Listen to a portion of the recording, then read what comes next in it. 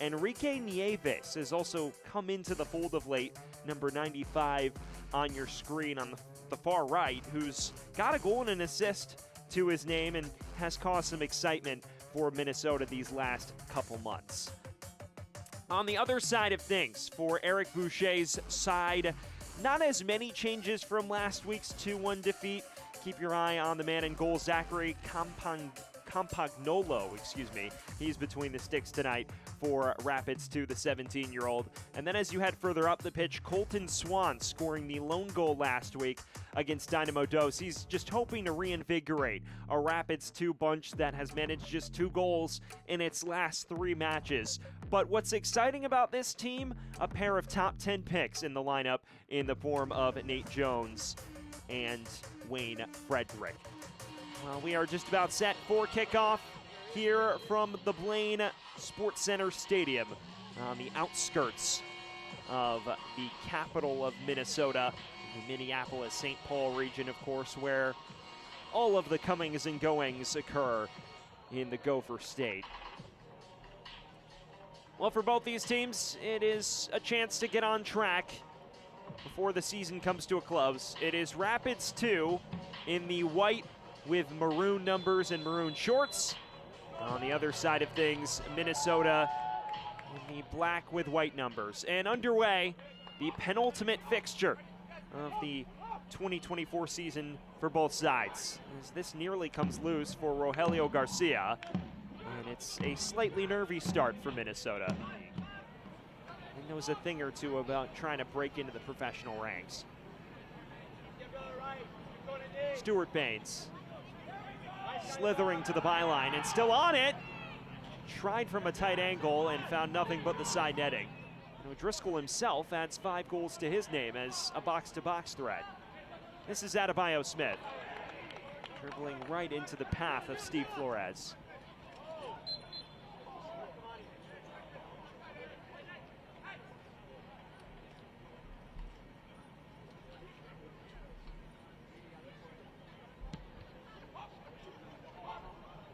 It's lofted long. The flag is raised against Stuart Baines.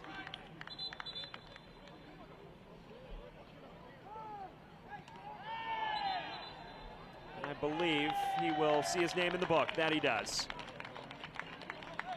The 19-year-old Stuart Baines, the first man to be booked on either side, and now shown a second yellow. How about this? Their reaction not pleasing the official, and just like that, Rapids 2 down to 10 men.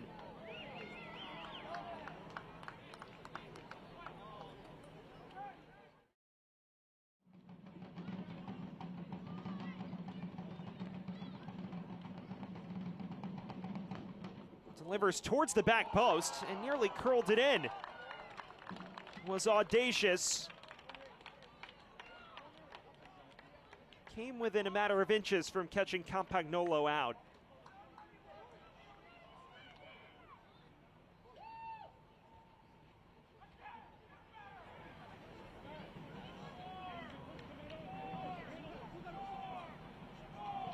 We are within striking distance of halftime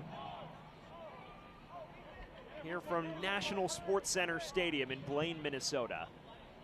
Still no score, but Colorado moments ago down to 10 men after Kamani Stuart Baines was sent off with 2 yellows in rapid succession. Given the first for getting too tight on the free kick, and then given a second for dissent. Colorado's best attacking threat blunted by the medium of red card.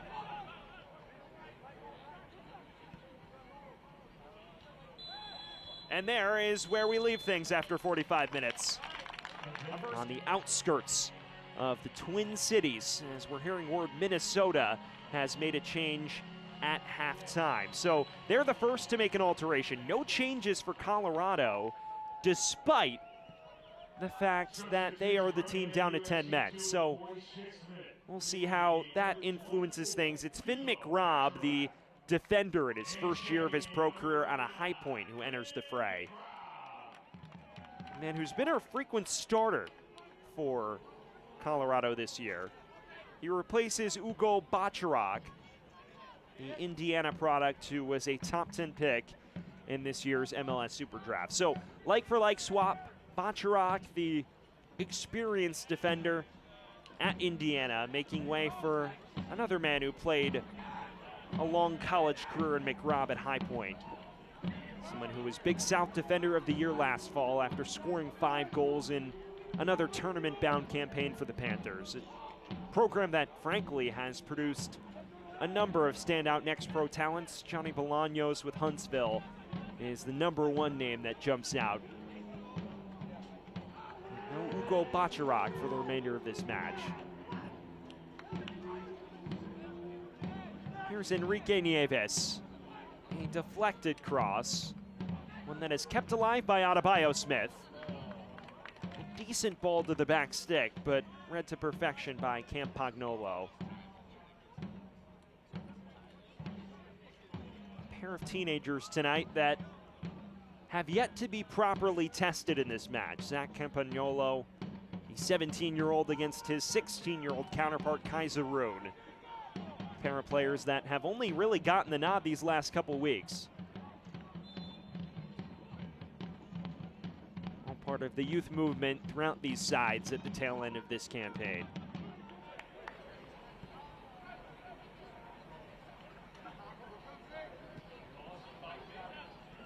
Sprayed forward, finds the feet of Matus Komet, and has support as well. Nieves, a low cross. It's into the corridor of uncertainty and cleared only as far as Komet. Komet's ball stabbed away by Jones. Nieves. Fisher. Komet again. There are black shirts crowding the area. It fell briefly for Adebayo Smith. Finally headed away by Garcia for a Minnesota corner. Corner tally that is slowly climbing for the Loons. O'Driscoll beginning to find his placement from these.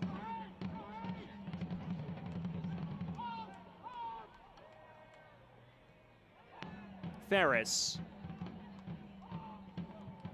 Nyman. Decent looking ball in. Found the boots of Fisher. Never really hit it cleanly though.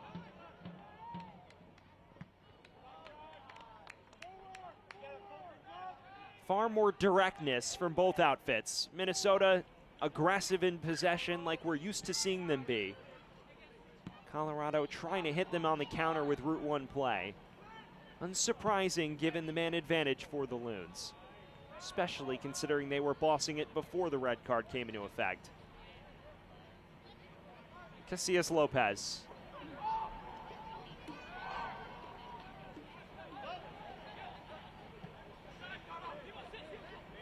Fisher. Progressive ball. Matus Komet in space! An excellent stop. And finally smashed away by Amadou. Very aggressive surging run. Komet lashed at it. And it required the entire back line well beyond midfield. Just looking to squeeze Colorado into the box. McRobb, low driver. Just skips beyond that far post. Has turned it into a different gear since the restart. Colorado perhaps fortunate not to find itself one behind. It was a necessary intervention from Rinaldi. And another corner for O'Driscoll and this Minnesota United set piece unit.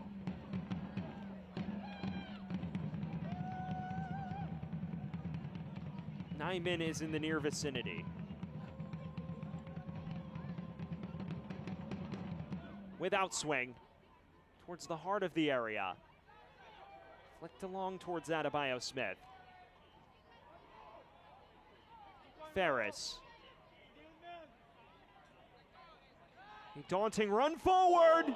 A flashing effort from Nieves evading everyone. Perhaps Nieves is caught between two minds here. You see him pick it up in the half space, deletes two defenders. Seems he won. Huge chance for Minnesota to find a breakthrough. O'Driscoll drives it towards goal, and it finds its way in. But the referee may have just waved this off.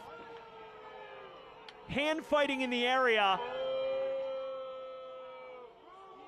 And as a result, the potential stunning winner has been wiped off the board. Technique from O'Driscoll. 1, 2.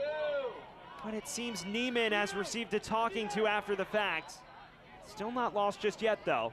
Nyman playing it forward. Price is through, brought down just outside the area, and Jones may have his marching orders in a matter of moments. The last line of defense, the card is red.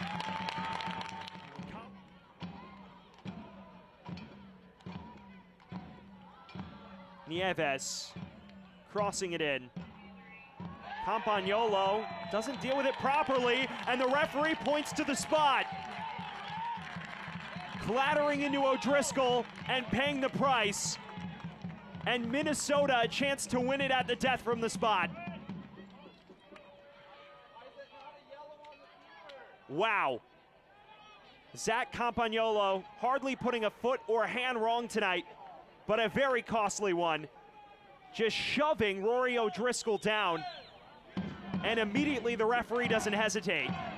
John Motto pointing directly to the penalty spot. And Jordan Adebayo-Smith can win this for Minnesota United too.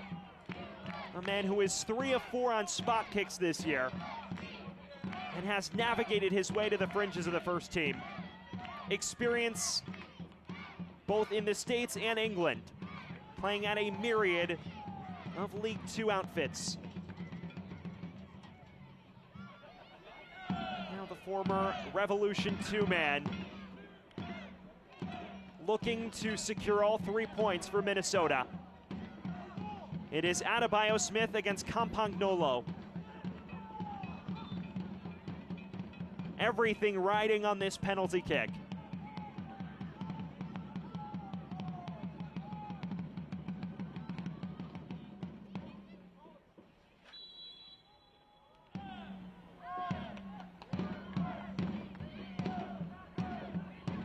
Adebayo-Smith delivers.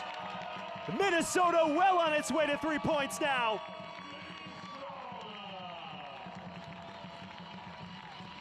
Cool as you like from the 23-year-olds. There was no red card shown to Garcia. And the offside flag is raised against Nieves. Fans are growing restless now. We're 4 minutes beyond the added 5. Seems to be frustration over the referee not ending things. We're in the 100th minute of action now. Is their life late for Colorado? And finally, the final whistle sounds. On a night marred by frustration, Jordan Adebayo-Smith alleviating all of it with 1 penalty kick from 12 yards.